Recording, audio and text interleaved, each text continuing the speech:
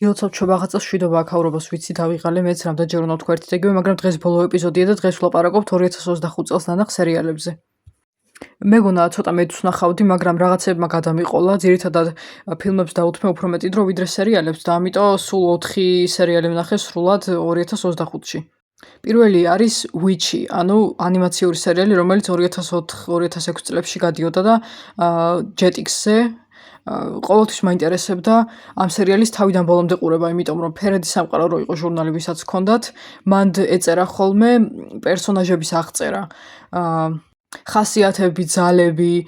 წინა ისტორია, ესეთი რაღაცები და რაღაცა ეგრევე მიიქცია ჩემი ყურადღება და მინდოდა რომ თავიდან ბოლომდე მენახა, მაგრამ თან ის სართულებდა საქმეს, რომ Jetix-ის სახლში არ მქონდა და Jetix და კიდე ერთი ორი არხი იყო Nickelodeon-ი და კიდე რაღაც არხები მარტო იყო ბებოსთან და ბებოსთან უყურებდით ხოლმე ესეთ ასე ვთქვათ უცხო მულტფილმებს, რომელსაც სახლში ვერ უყურებდი. ერთადერთ ხელ მახსოვს რაღაც აი მართლა 10 თუ 12 წამიან ფრაგმენტს შევხედე და მე არ ვიცი ვინმე გადართო თუ რა იყო, მაგრამ რადგან მოვკარითვალი კიდე მინდოდა ყურება, მაგრამ გადართეს და ვეღარ შევძელი მაგიტოდ და ახლა გავარკვი, ახლა თავიდან ბოლომდე რო უყურე, მეთქი აი მაგ მომენტამდე როდის მივა ტელევიზორში რომ მაშინ შევესწარი, მეთქი და ყოფილა მეორე სეზონის ბოლოს წინა სერია თუ ბოლოს წინის წინა. ისე საინტერესოა რომ რაღაცა სტატიკურად რო ხედავ მარტო ფოტოს ან სადმე პოსტერი რო ხდება და უბრალოდ რო იცი რომ რაღაც ფილმი, მულტფილმი ან სერიალი არსებობს, თითქოს რაღაც მომენტში არ გჯერა რომ ნამდვილად რაღაცა მოძრავია და ნამდვილად არსებობს თუ რაღაცა ეგეთი, დიდხანს რო გადადებ ყურებას და დიდხანს რო არ გინახავს ან ვერ იშოვე ან ვერ უყურე ან ასე შემდეგ. და ნუ ცხადია პოსტერზე ახლა უფრო ცოტა სხვანაირად არის ხოლმე დამუშავებული ყველაფერი და სხვანაირად გამოიყურება და მით უმეტეს ეგ ეხება ხელით დახატულ 2D ანუ ორგანზომილებიან მულტფილმებს, იმიტომ რომ ადრე განსაკუთრებით როცა მაგ მულტფილმებს ხატავდნენ, შეიძლება რაღაცები შეცვლილი იყო ხოლმე გამომეტყველებაში ან ნაკვთები ცოტა სხვანაირი ქონდას და ასე შემდეგ, ალბათ ნუ იმიტომ რომ ხელით დახატული იყო. მოკლედ მე იმხელა ბრჭყალებში ჰაიპი შევქმენი მთელი ცხოვრების განმავლობაში მაგ მულტსერიალის გარშემო თითქოს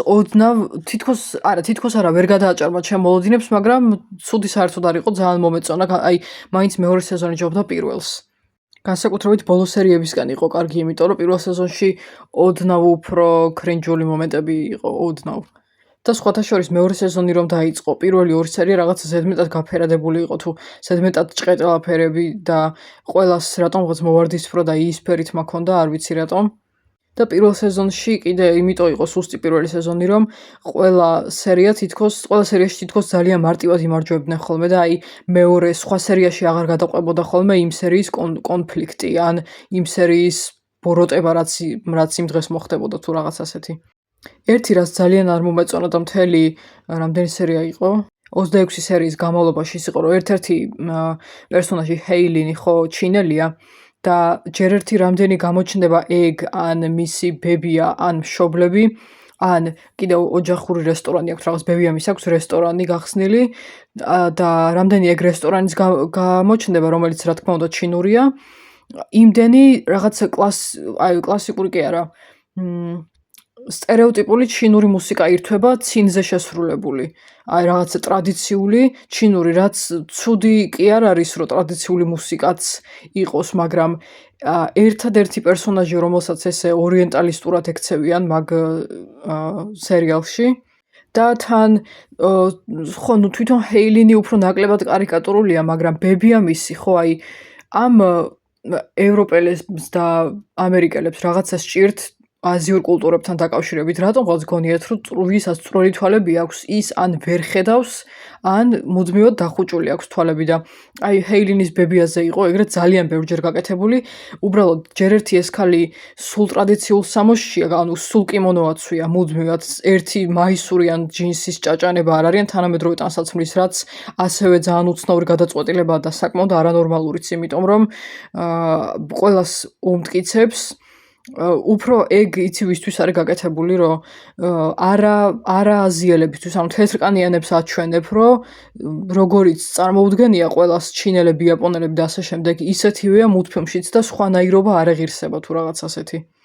მეც ერთი ეს ბები არის ზედმეტად სასაცილო. ყოველ ჯერზე, ნუ მართალია ვითომ მოძღვარივით იქცევა, იმიტომ რომ ხუთივე გოგოს ეს გააცნობს ჯადოსნურ ძალებს და ეს ეტყვის, რომ რაღაცა პლანეტა არის გადასარჩენი და ამ პლანეტის მფარველები არიან ესენი და ჯადოსნური ძალები უნდა გააერთიანონ, მაგრამ მიუხედავად მაგისა, სხვა როლი არ აქვს, გარდა იმისა, რომ მუდმივად იღიმის, მუდმივად კიმონო აცვია და მუდმივად ჩხირები უკეთია თმაში, ხო, წესით ხო ჩხირები ქვია. ანუ ვარცხნილობა ეგრე აქვს გაკეთებული, რომ ემანდ არავინ არ იფიქროს, რომ ეს ქალი თავისი ჩინელობის გარდა კიდე სხვა რაღაცასაც წარმოადგენს და სხვა იდენტობა აქვს. აი, მართლა ძალიან გამაღიზიანებელი იყო და უკვე მე მეგონა მეორე სეზონში მაინც გამოსწორდებოდა რაღაცები, რადგან ცოტა უკეთესი იყო და მართლა ყელში ამოვიდა, იმიტომ რომ საერთოდ არ შეუცვლიათ მიდგომა და დამოკიდებულება. აი, რაღაც იცი როგორ არის გამოყვანილი, თითქოს გინდა რომ მალე მოშორდეს ეკრანიდან, იმიტომ რომ მარტო შემოდის, მარტო რაღაცა ხსნის, რაღაცა განმარტებას აკეთებს რა როგორ მუშაობს იმ ჯადოსნურ სისტემაში თუ იმ ძალებში და მუდმივად აქვს თვალები დახუჭული. აი, როცა ვიღაცას უყურებს და ელაპარაკება, მაშინაც კი დახუჭული აქვს თვალები, რაც დასალური იდიოტური წარმოდგენაა წვრილ თვალებზე რა და ძალიან დებილობაა ეგ. სხვათა შორის ჰეილინის დედმამა თითქმის არ ჩანს, მაგრამ რამდენი გამოჩნდნენ ისინიც აი უაღრესად კარიკატურულები იყვნენ, არც ერთი სხვა პერსონაჟის მშობლები არ არიან ესეთი კარიკატურულები და გამიზნულად სასაცილოები, როგორც ეგენი არიან და თან სპეციალურად მაღალ თითქოს წვრილი ხმით გაახმოვანეს თუ უფრო დებილებივით იქცევიან თუ რაღაც ასეთი. ძალიან უცნაური გადაწყვეტილება, წარმოდგენა არ მაქვს ეგრე რატო გააკეთეს. კარგი, ძალიან რო არ გამიგრძელდა შემდეგი სერიალი, რომელიც უნახე იყო, ყველგან ხანძრისკერები, რომელიც წიგნის მიხედვით არის გადაღებული და ძალიან ბრწყინვალე წიგნის ჩემთვის თანამედროვე წიგნებს შორის რაც კი წამიკითხავს და რაც კი ესე ვთქვათ კლასობრივ და სოციალურ საკითხებს ეხება და თან რაღაცა ოჯახური საგაც არის თითქოს და ოჯახური დრამა, ჩემთვის პირველ ადგილზე დგას და რაც წავიკითხე იმის მერე თითქმის ყოველ დღე რაღაცა კონტექსტში მაინც მახსენდება ეს წიგნი. სულ მეფიქრება ცალკეულ ასპექტებზეც და მთლიანობაშიც. რამდენი ხანია მინდა ვილაპარაკო მაგ წიგნზე და ინსტაგრამზე რაღაც შეფასება დავწერო, რაღაც რეცენზია, მაგრამ იმდენად ბევრია სალაპარაკო და იმდენად კომპლექსური საკითხებია და არ ვიცი მართლა ავტორმა როგორ მოახერხა, რომ ეს ყველაფერს თანაბარი ყურადღება დაუთმო ყველა საკითხს და თან ეს ყველაფერი გადაჯაჭვულიც არის ერთმანეთთან, მართლა არ ვიცი ხოლმე საიდან დავიწყო და სად დავამთავრო ეგ შეფასება. სერიალს რაც შეეხება ძალიან ღირსეული ადაპტაციაა წიგნის, ძალიან კარგი ეკრანიზაცია და ეს ჩემი აზრით ცალკე სცენარი რო დაეწერათ მაგ თემაზე, ამ ყველაფერი ერთად თან ანუ იქ წიგნში ესე პირდაპირ არის ნახსენები შავკანიანების მიმართ რასიზმი, მაგრამ რადგან რა ქვია წიგნში არ არის ნახსენები და რადგან სერიალში ფერლის და მიას პერსონაჟები არიან შავკანიანები, კიდევ უფრო კარგად და ზუსტად ჩაჯდა ყველანაირად, ყველაფრის თქმა მოახერხეს მაგ სერიალից და შავკანიანების შეფასებებსაც რა მოусმინე, ზუსტად უპასუხა, ასე ვთქვათ, ყველა ბრძოლას, რაც კი გადაუტანიათ თანამედროვე სამყაროში, თან წიგნშიც და სერიალშიც 90-იანებში არის მოქმედება, ისე მეგონა რომ წიგნში რადგან 90-იანებში იყო, ეგეთი რაღაცა რო ხდება, ხო წინ გადმოაქვთ ხოლმე უფრო თანამედროვეობაში მოქმედება და აქ რატომაც ეგრე არ გააკეთეს და ესე მგონია რომ ეგეც აწყობდათ კონტექსტისთვის, რომ უფრო 90-იანების პერიოდისთვის გაესვათ ხაზი მაშინ როგორი დამოკიდებულებები და მიდგომები იყო. იმდენ წინადადება თქვი აზრი დავკარგე. ხო, როგორც რასიზმზე ალაპარაკი, ისე ასე ვთქვათ, პოლიტკორექტულობაც არის ხაზგასმული და ელენას პერსონაჟი, რომელსაც რის უიზერსპუნი თამაშობს, არის ზუსტად ეგეთი თითქოს ნაჭუჭი არის ადამიანის და არა მთლიანი ადამიანი. თითქოს კი არა მუდმივად იმიჯი დგას წინაპლანზე და მაგრამ თან იმასაც ვერ იტყვი რომ მარტო იმიჯზე ზრუნავს, იმიტომ რომ უნდა რომ კარგის და ცუდს ზუსტად არჩევდეს, უნდა რომ სწორი მორალის მიხედვით იქცეოდეს თან ცხოვრობს გარეუბანში, ყავს 4 შვილი, აქვს პროფესიაც და ნუკლეარული სტერეოტიპული ოჯახი. თავისი ასე ვთქვათ, გენდერულ სტერეოტიპებში ჩამჯდარი შვილებით. ნუ ყველა შვილით არა, ზუსტად დაც მეოთხე რო არ ჯდება გენდერულ სტერეოტიპებში და მაქსიმალურად პროტესტს რო უწევს ოჯახს როგორც ინდივიდუალურად, ისე კოლექტიურად და იდეოლოგიურადაც ებრძვის და მუდმივად ესე ვთქვათ წინააღმდეგობაში უმცროსი შვილი იზი. ზუსტად ამიტომაც ფაქტობრივად დედას სძულს საკუთარი უმცროსი შვილი. მერე იქ სხვა სერიებშიც ისიც არის ნაჩვენები, რომ ასე ვთქვათ მეოთხე ბავშვი ელენასთვის არასასურველი იყო და დაიტანჯა კიდეც, იმიტომ რომ უფრო ნერვიული ბავშვი იყო და ხშირად ტიროდა, თან პლუს ქმარი არ ეხმარებოდა და ოთხივეს აქეთ-იქით თრევა თვითონ უწევდა ოთხივე ბავშვის, თან სამსახურშიც უწევდა მაქსიმალური დატვირთვა და ეს ყველაფერი ეს წინა ისტორიებით, ვინ როგორ მოვიდა დღევანდელ დღემდე, რატო ჩამოყალიბდნენ ისეთებად როგორებიც არიან, ამ ყველაფერზე მაქსიმალურად ბევრია ნაშრომი და წინ გვიხატავენ და წინ გვიდებენ ამ ყველაფერს. ძალიან ბევრი ბომბი ფრაზა იყო და ბომბი წინადადებას ისეთები, რომლებიც წიგნშიც იყო და ისეთები, რომლებიც წიგნში არ იყო პირდაპირ ნახსენები, მაგრამ წიგნის გაანალიზებისას თუ მიხვდი, მაგრამ იქ პირდაპირ არ ეწერა, ამ სერიალში გამოხატეს ოღონდ არა ძალიან ზედაპირულად და ზედმეტად მარტივიანით, არამედ როგორც საჭირო იყო ისე მთელი სიღრმით. მთელი სიღრმე არის ჩადებული რაღაცა დასკვნებში, სადამდეც პერსონაჟები მიდიან. აი მართლა მინდა რაღაცაზე ვილაპარაკოთ, ან ის სამი დიდხანს გამიგრძელდეს და რა ვახსენო კიდე, აი ძალიან ბევრი თემაა. ძალიან. ერთი თემა რაც ფიგურირებს და ერთ-ერთი კონფლიქტი არის ის, რომ მიას რესტორანში ყავს თანამშრომელი ჩინელი, რომელსაც უკანონო შვილი ყავს და ამ უკანონო ბავშვს რადგან ვერ უვლის სიღარიბის გამო და კიდე იმის გამო, რომ ასე ვთქვათ, ბუნებრივი იკვება, ბავშვის ბუნებრივი გამოკვება გაუჭირდა და თან სავარაუდოდ პოსტსამშობიარო დეპრესიაც ჰქონდა, სახანძროსთან დატოვებს ეს ბიბი ჩინელი პერსონაჟი ბავშვს, იმიტომ რომ თვითონ მოვლა არ შეუძლია, ქართული რეალობიდანაც ბევრი ვიცით ეგეთი მაგალითი, როცა კალათით ვინმეს დაუტოვეს ბავშვი, თუ შეფუთული, ისე ტანსაცმელს ჩაფუთნული, იმიტომ რომ თვითონ ვერ უვლიდნენ სიღარიბის გამო და იმედი ჰქონდათ, რომ სხვები უფრო იზრუნებდნენ და მათ ხელში არ გაიწირებოდა ბავშვი, ასე ვთქვათ, რაც ძალიან სასოწრაკვეთილი მდგომარეობა უნდა იყოს და არ მინდა წარმოვიდგინო მაგ დროს ადამიანის მენტალური მდგომარეობა საერთოდ როგორია. და ამაზეც იმდენად ყველაფერია ნათქვამი, რაც კი შეიძლება რომ ბრბომ თქვას, რაც კი შეიძლება რომ ხო, ისა დამავიწყდა იმის ხსენება, რომ ამ ბიბის შვილი აყავს ერთ-ერთ, ანუ ელენას საუკეთესო მეგობარს, რომელიც ასევე თეთრკანიანია, მდიდარი, გარეუბანში ცხოვრობს, დიდი სახლი აქვს და თან არის უშვილო და თვითონაც გამოცდილი აქვს ტრამვა და ტკივილი, რაც უკავშირდება უნაყოფობას და ესე ვთქვათ, ჩვილების სიკვდილს. ბევრი ბავშვი ყავს დაღუპული, ბევრი შვილი ამ უნაყოფობის და ესე ვთქვათ, შვილოსნობის პრობლემების გამო. და იქ ძალიან ბევრი რამეა ნახსენები, რომ აი შენც ფიქრობ მერე და კითხვები გრჩება,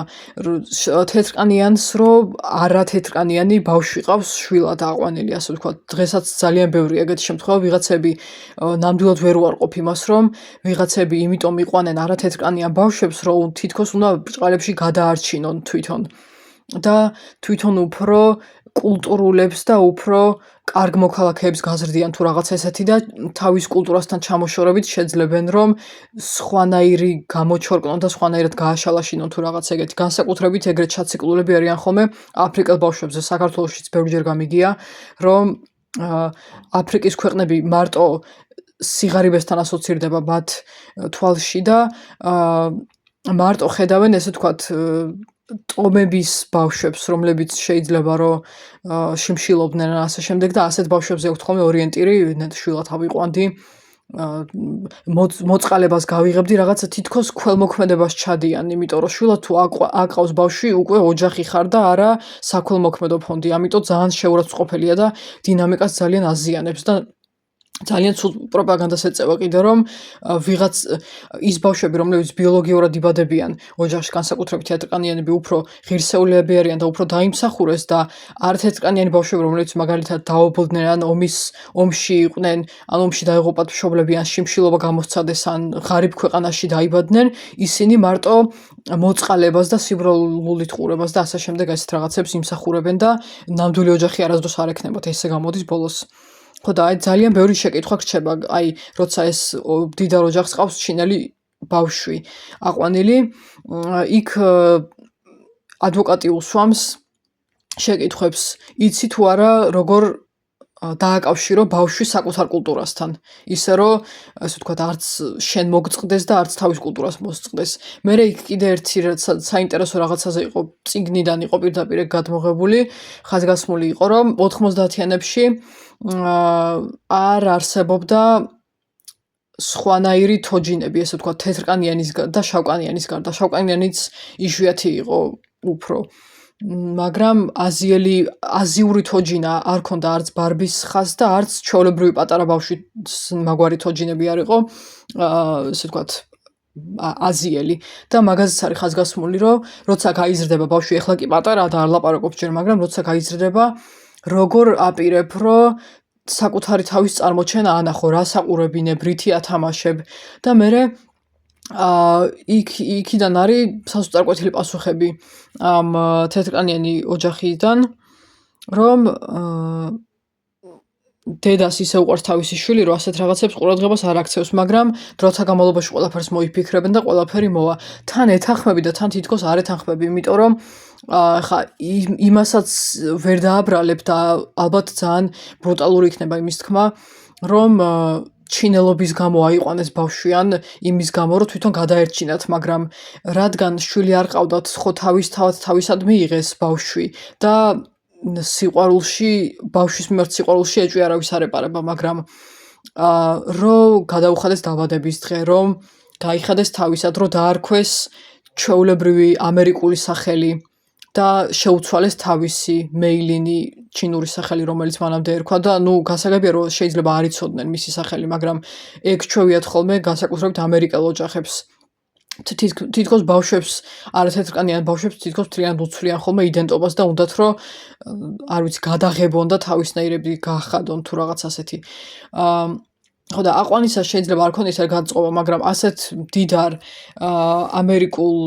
მილიონერ და ასე შემდეგ ოჯახში როცა მოხდება მარგინალიზებული ჯგუფიდან ბავშვი, იქ თავისთავად მერე და მერე ჩნდება ის განწყობა, რომ მოდი გავათეთრკანიანოთ რაღაც ამდაგვარი რა white washing-ს რასაც ეძახიან. ხო და აქ ეგ მომენტია ზუსტად დაჭერილი, რომ თითქოს გამოიჭირეს კიდეც ეს ქალი, ვინც ბავშვი აიყვანა. თითქოს თან გასაგებია მისი არგუმენტების და თითქოს თან არც ეთანხმები, იმიტომ რომ იცი ისეთ უბანში ცხოვრობს და ისეთი ხალხით არის გარშემორტყმული, რომელიც საერთოდ არ აყენებს წინ ასე ვთქვათ კულტურასთან ახლოს ყოფნას და მით უმეტეს თუ არ ყავს ასე ვთქვათ ან მაგ შემთხვევაში აზიელი მეგობრები თუ მარტო თეთრკანიანებით ხარ გარშემორტყმული და მარტო პოლიტკორექტულობის გამო იყენებ რაღაც ტერმინებს და დიდად არავის კულტურის შიგნიდან გაცნობა არ გაინტერესებს ის კი არა ორიენტალისტურად გარედან ყურება აი მე ეგზოტიკური საჭმელები გველის მოთუშული ხორცი და ესეთი რაღაცები მიყვარს ძალიან და იჩხირებსაც გავიჩხირავდით მაშინ და კიმონოთიც ვივლით ყოველდღიას ეს ამაზე არ მაქვს ლაპარაკი შიგნიდან გაცნობა ვიღაცების საშუალებით თუნდაც თან ხალხს თუ არ დაელაპარაკე შენგან განსხვავებული ეთნიკური იდენტობისას ისე როგორ გაიგებ ვის როგორი კულტურა აქვს და ვინ როგორ უყურებს ქართული კულტურის ყურებაც საკმაოდ ზედაპირული იქნება მარტო გარედან თუ დაგვათვალიერებენ ასე ვთქვათ უცხოელები ამიტომ მაინც სიჭრელეც იქნება ერთნაირობაც იქნება და ყველაფერიც ამიტომ რო უყურებ სერიალს ხვდები რომ ეგ ის ხალხი არ არის რომელიც მაგაზე ინერვიულებს რომ ბავშვმა ასე ვთქვათ ჩინელი პერსონაჟი დაინახოს ჩინელი გოგო პერსონაჟი დაინახოს მაგალითად მულტფილმში ჩინელი პერსონაჟი დაინახოს ოღონდ კარგად წარმოჩენილი სპეციალურად სასაცილოდ წარმოჩენილი კი არა მანამდე როგორც ვთქვი აი ჰეილინის ბებია და მშობლები როგორც არიან გამოყვანილები ყოველ ჯერზე რამდენი ფეხს შემოდგამენ იმდენი ჩინური ტრადიციული მუსიკა რო უკრავს არ მიაქცევენ ყურადღებას, რომ რაღაც სტერეოტიპებში არ მოაქციან, იმიტომ რომ თვითონაც სტერეოტიპებით აზროვნებენ აზიის შესახებ თუნდაც და ასე შემდეგ. კიდე ერთი რაღაც იყო ნახსენები, რამაც უბრალოდ ააფეთქა, დაანგრია ყველაფერი. დღემდე ვერ გადაეჩვია ხალხი, არა მარტო ვერ გადაეჩვია, არც იციან ფაქტი რა არის სიამდვილეში. იღბალის ორცხობილებს რომ ეძახიან, რო გახსნი და რაღაც წინასწარმეტყველება რო ამოგივა, ეგ არ ყოფილა ჩინური და ბავშვის პირველ დაბადების დღეზე სერიალში არის ზუსტად ეგ, თუ სწორად მახსოვს, ეგ ორცხობილები. რომ ვითომ რაღაცა ზედაპირული მცდელობა და ძალიან სასოწარკვეთილი გააჭინთული მცდელობა, რომ ვითომ ბავშვის კულტურასთან ახლოს იყვნენ, მაგრამ ადვოკატი ზუსტად მაგას ეუბნება სასამართლოზე, რომ ეს რა ქვია, ეს ორცხობილები ჩინური არ არის. თუ მე მოვძებნე სპეციალურად და თუ სწორად მახსოვს, არის იაპონური. ისიც მე მგონი ჩინურ, არა მარტო ჩინურ, აზიურ ფილმებში შეიძლება საერთოდ არ შეგვხვდეს არსად, მაგრამ ამერიკულ ფილმებში, განსაკუთრებით კომედიებში, ძველ კომედიებში აუცილებლად ბევრჯერ შეგვხვდება, რომ რაღაცა ირევა და რაღაც წინასწარმეტყველებით, აი Freaky Friday რაც არის, არის რაღაცის შეცვლის საფუძველი ეს ორცხობილები და ძალით რაღაც არაფრით არ ცვლიან იმას რა ქვია სტერეოტიპს და იმ დეზინფორმაციასაც, რომ ჩინეთთან გონიათ დაკავშირებული და თუ მართლა ეგეთ საქმე იყო 90-იანებში, რომ ვინმე ადვოკატმა ესე ამხილა ვინმე, ძალიან მაგარია, იმიტომ რომ არ მარტო მაგ ორცხობილებს არ ეუბნება, ბარბებზე და თოჯინებზეც ეუბნება და კიდე მედიაში წარმოჩენაზე რა, მულტფილმი, ფილმი, სერიალი ასე შემდეგ. ძალიან ბევრი რამეა მაგ სერიალში დაპირისპირებული, ყველგან ხანძრისკერებია. გენდერული სტერეოტიპები, გენდერულ ჩარჩოებში ჩაჯდომა, გარეუბანში იდილიური ცხოვრების ბნელი მხარეები, კლასობრივი დაპირისპირება და შედარებები, პოლიტკორექტულობა, ესე ვთქვათ, სოციალური გარიყვის თავიდან ასარიდებლად და კიდევ ცხოვრებაში წარმატებების მისაღწევად სხვა ეთნიკური იდენტობის ადამიანების გამოყენება, აი როგორც კიბის საფეხურების, რომ ზედ დააბიჯო და იმათი საშუალებით ახვიდა მაღლა ისე, რომ მერე ფეხი კრა და ის ვინც გამოიყენე უკან ჩააგდო. ზოგადად მზერა, როგორც არის ეს სოციალური მზერა, გეიზ, ანუ დიდარი როგორ ჩანს, ღარიბი როგორ ჩანს, ღარიბი როგორ ხედავს გარეუბანში მცხოვრებ დიდარს, კიდევ მანქანაში ცხოვრება, ესე ვთქვათ, აი მომთაბარე ცხოვრება და გარეუბანში ცხოვრება მართლა აი რადიკალურად განსხვავდება ერთმანეთისგან. აი როცა ხშირად არ გაქვს საკუთარი კედლები, საკუთარი ოთახი რო არ გაქვს და უცებ მოხვდები და ცხოვრობ არა მთლად, მაგრამ გიწევს გვერდიდან ყურება ისეთი ხალხის, რომლებსაც არასდროს არ გასჭირვებიათ მსგავსი რამე, არასდროს მსგავსი დაბრკოლებები არ ქონიათ ცხოვრებაში და კიდევ რა არის შედარება, რისი შედარება, რასობრივი კუთხით თავისთავად. კიდევ არის დაპირისპირებული, როგორ შეიძლება ზრდიდეს მარტოხელა მშობელი შვილს და როგორ ზრდის ნუკლეარული ოჯახის წყვილი დედა და მამა ბევრ შვილს. ესეც ხო აი მართლა იმდენი თემა და იმდენად კომპლექსურია, საერთოდ მიგვირს, რომ საერთოდ რაღაცის ჩამოყალიბება და ხაზგასმა შევძალი, იმიტომ რომ მართლა თავიდანაც რო უყურო, შეიძლება საერთოდ ახალი რაღაცები აღმოაჩინო სერიალში და წიგნშიც თავისთავად შეიძლება რაღაცა ახალი იპოვო და თითქოს ცოტა ვერიდებოდი აი ზუსტად მაგ კომპლექსურობის და დატვირთულობის გამო სერიალს, მაგრამ მაინც კარგია რომ უყურე, იმიტომ რომ ნახდათ ვერ გავძლებდი, რომ ესე ვთქვათ, ამ ყველაფრის გარეშე ყოფილიყავი და ეს ყველაფერი არ მცოდნო და არ მეყურებინა და არ მეფიქრა მაგ ყველაფერზე, იმიტომ რომ როგორც ვთქვი, რაც ვნახე, იმის მერე არ არსებობს, რომ არ გამახსენდეს ძალიან ბევრ რამესთან მიმართებაში. შემდეგი სერიალი სხვადასხვა წლის ბოლოს უყურე, ეს არის Adolescence, რომელზეც მთელი მსოფლიო გაგიჟდა და მიხარია ხოლმე ძალიან როცა ხარისხიანი მედია ან რაღაც ხარისხიანი პროდუქტი ისეთივე ყურადღებას იქცევს, როგორცაც იმსახურებს. და ვიღაცებს ცოტა ზედმეტიც მოუვიდათ თქვენს ბავშვებს უნდა ვაყურებინოთ ეს სერიალი სკოლაშიო. მერე ვიღაცებმა ეს გადაიტანეს იმაში, რომ ბიჭები ბუნებით ეგ იმას, ანუ მთელი სიუჟეტი და შინაარსი იმაზე მიუთითებს, რომ ბიჭები დაბადებიდანვე აგრესიულები არიან, რაც ძალიან საშინელებაა და ძალიან დამაზიანებელი იქნება ბევრი თუ გააკეთებს ეგეთ ინტერპრეტაციას, იმიტომ რომ საერთოდ არავის არ ჩაუდია ეგ აზრი. მთელი სერიალი იმას ეხება, თან სხვადასხვა ასპექტით უყურებ და თან უწყვეტი კადრებით არის ყველა სერია გადაღებული. მთელი სერიალი ეხება რას, ნუ მართალი იმ კონტენტს არ გვაჩვენებენ, მაგრამ რა კონტენტს უყურებენ და როგორ გადმოაქვთ ეს კონტენტი, ონლაინ კონტენტი ბავშვებს, ბიჭებს განსაკუთრებით ცხოვრებაში. როგორ სიმბოლოებს იგონებენ, როგორ არასწორი ინტერპრეტაციებს აკეთებენ თვითონ არასწორი ინტერპრეტაციებიდან. რა ვიცი, ბევრჯერ გაისვა ხაზი და რატო იფიქრა ვინმემ, რომ ბიჭები მთლიანად გასაკავებლები არიან და უფრო აგრესიულები არიან, არ ვიცი, თან ეს შეიძლება სხვებისთვის უფრო ცუდი აღმოჩნდეს, ვისაც ისედაც ცუდად უყურებენ, არ ვიცი, კლასის, სიღარიბის, რასის გამო, ისედაც დისკრიმინირებული ვინც არის და ისედაც ვიზეთ ჩასაფრებულები არიან, რომ ფეხი დაუცდეთ და ჭყალებში ცუდად მოიქცნენ, რომ მერე თვითონ დაეტაკონ და თქვან, რომ აი, როგორ გვიბილწავენ ქვეყანას და კულტურას. ყველაზე მეტად მომწონს არა მარტო ესე ვთქვათ, ამაფეთქებელი და შოკის მომგვრელი სიუჟეტი, რომელიც თან დროულია და თან საჭირო და თან კარგად გაკეთებული, არამედ მომწონს, როცა ამ სიუჟეტს აკეთებენ ისე, რომ კრეატიული გადაწყვეტილებების ჩანს. მაგალითად ის, რომ ყველა სერია ჯერ ერთი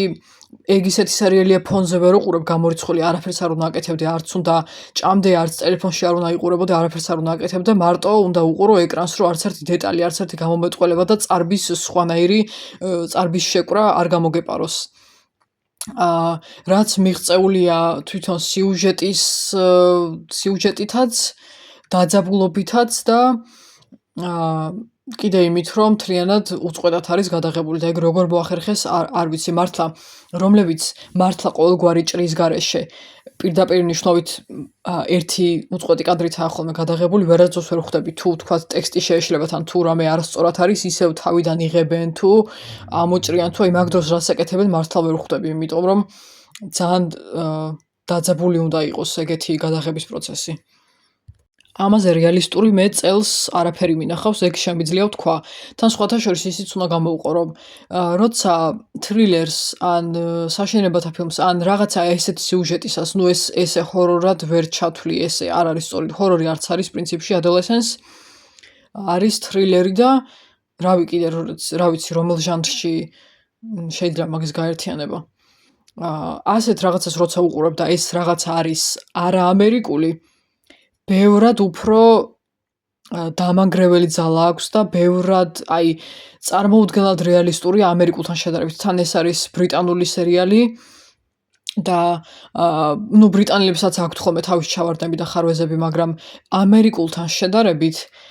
იმდენად კარგად გამოძდით ხოლმე, ჯერ ერთი მსახიობები თვითონ როგორც გამოიყურებიან, არჩევენ არა ხელოვნური ინტელექტის მსგავს სუპერმოდელებს იმისთვის, რომ რაღაცაში ჩაასხდნენ და თითქოს რაღაც ისევ კვოტას მოარგონ და ისევ ჩარჩოს არ გადასცდნენ ზედმეტად. რომ ემან ვინმე არ იფიქროს, რომ ჩვეულებრივი სიმეტრიული სახეების გარდა სხვანაირი გარეგნობაც არსებობს. აქ საერთოდ პირიქით არის ყველაფერი. ვისაც უყურებ, გინდა ბავშვი იყოს, გინდა მოხუცი, გინდა კაცი ან ქალი, ყველა თითქოს გინახავს შენ გვერდით, ყველას ხედავ ქუჩაში, შენ გარშემო, ჩვეულებრივი ადამიანების სახეებია, როცა ამათ უყურებ. და რადგან სუპერმოდელებს კი არა, ჩვეულებრივ ადამიანებს უყურებ, ჩვეულებრივი სხეულებით, ნაკვთებით, ნაოჭებით, არასიმეტრიული ნაკვთებით, იცი რომ უფრო დაძაბული სანახაობა გელოდება. და უფრო დამანგრეველი ეფექტიც აქვს, იმიტომ რომ თითოეული მათგანის ადგილას შენ თავს აყენებ. ან ვიღაცას გახსენებენ აუცილებლად, იმიტომ რომ ამდენად რეალისტურები არიან. მე გამოვყოფდი 4 სერიიდან პირველ და მესამე სერიას. მესამე სერია რომ მართლა ყველაფერი გავთიშე, ის რაც იყო ვიღაცების რეცენზიები და შეფასებები YouTube-ზე, ისინი წინასწარ შევინახე რომ მერე მენახა, ყველაფერი ესე ვთქვათ გადავყარე, გავაქრე გარშემო იმისთვის რომ მთელი ყურადღება სერიალზე მქონოდა გადატანილი. და როგორც ვთქვი, თან თვალს ვერ მოაშორებ. მაგითაც ხდება ისე რომ ყველანაირ კონცეპტს იგებ, კონტექსტსაც იგებ და ყველანაირი დეტალი უკვე დანახული გაქვს, სანამ იმ შეფასებაში გეტყვის ვიღაცა. ხო და ერთადერთი არ ვარ ვისთვისაც მესამე სერია იყო ყველაზე მეტი დატვირთვის მქონე და მნიშვნელობის მქონეს და ყველაზე შემაშინებელიც. იმიტომ რომ ყველა სხვას შორის ესე მგონია რომ ეს არის უპირველესი რომელიც მთლიანად გააჭედებს ეკრანზე და არც წყლის დალევა აღარ გახსოვს, არც ჭამა. მთავარია რომ თან ხო იმდენად ახლოს მოძრაობს კამერა პერსონაჟებთან რომ ფაქტობრივად შენ სიგზი ხარ, რაც ისედაც არა მარტო ამ სერიის მთელი სერიალის მიზანიც ეგ იყო. მეოთხე კედლის გარღვევას რო ეძახიან, თითქოს ეს განზომილება და კედელიც დარღვეულია და თითქოს ჩვენს არა მარტო იქ ვზივართ და იქ გგონია თავი, თითქოს პერსონაჟები ჩვენს გველაპარაკებიან და ჩვენს გვიყურებენ თუ რაღაც ასეთი, მაგრამ თან არც გვიყურებენ, ძალიან უცნაურია ეგ როგორ მოახერხეს. ბოლო მინი სერიალი რომელიც ვნახე, ეს არის The Girl Before, ანუ ეს წინის მიხედვით არის თრილერის, პალიტრაელის თრილერია, სხვათა შორის პალიტრაელმა გამოსცა, წინამორბედი ესე ქვია. და მეც წინამორბედს ვიტყვი, რომ ენა არ მოვიტეხო ინგლისურ სათაურზე. და თავიდან ისე რა დაიწყო დუნედ. ნამდვილად არ არის ბრწყინვალე სერიალი, მაგრამ რაღაცები ისე გადაატარეს, რომ მე თითქოს ის შეცდომები და ხარვეზები, რაც თავიდან დაუშვეს, გამოისყიდეს ასე თუ ისე. და საკმაოდ ნორმალური ადაპტირება, ნორმალური ეკრანიზაცია. ისე უკვე საკმაოდ ბევრი თრილერი მაქვს წაკითხული და ნანახიც და არ ვიცი დღემდე როგორი დამოკიდებულება მაქვს, ესე ვთქვათ, დროის დაპირისპირებებს შორის. თან რომ ახლა ხდება რომელიღაც სხვა პერსონაჟის თავს რაღაცა და თან რამდენიმე წლის წინ რომ სხვა პერსონაჟის თავს მოხდა რაღაც. და ამ ყველაფრის დაპირისპირებურად ვცდილობთ გამოვიცნოთ იმ თანამედროვეობაში ძველი დროიდან ვინ გადმოვიდა თუ რაღაც ამდაგვარი. გააჩნია ხა თუ საინტერესოდ არის გაკეთებული ეგ ტროპიც ასე თუ ისე მომწონს. თან ოდნავ მობეზრებული მაქვს, მაგრამ თან მომწონს. ყველაზე მეტად რაც გამიხარდა და რაზეც დავიშოკე მართლა, ის არის რომ სახლი როგორც იყო აღწერილი, სადაც ეს პერსონაჟები როგორც ახალი ასევე ბჭყალებში ძველი პერსონაჟები იწყებენ ცხოვრებას, არის უფრო რაღაც ახალი თანამედროვე არქიტექტურის მქონე პრეტენზიული არქიტექტურის აშენებული, ეგ მაგით იწყება ეგ ყველაფერი და როგორც იყო აღწერილი ზუსტად ისე და არა მარტო აღწერილი კი არა, როგორც წარმოვიდგინეს ზუსტად ისეთი იყო, ფერებიც, განლაგებაც, შესასვლელიც, კიბეც, აბაზანაც ძალიან გამიხარდა, იმიტომ რომ ყველაზე ბედნიერი მაგ დროს ვარ ხოლმე. სხვათა შორის იმასაც უყურე. The Housemaid ახალი გამოსული როა, მაგის ეგ რომელი წინის მიხედვითაც არის წაკითხული, ის წაკითხული კი არა, გადაღებული, ეგეც წაკითხული მაქვს და მანდაც ზუსტად როგორც წარმოვიდგინა სახლი, ზუსტად დაემთხვა თითქმის ყველაფერი და რაღაცნაირად უფრო მომეწონა, მე მგონი მაგ ფაქტორის გამოც. მაგანაც დამიმატა ის, რომ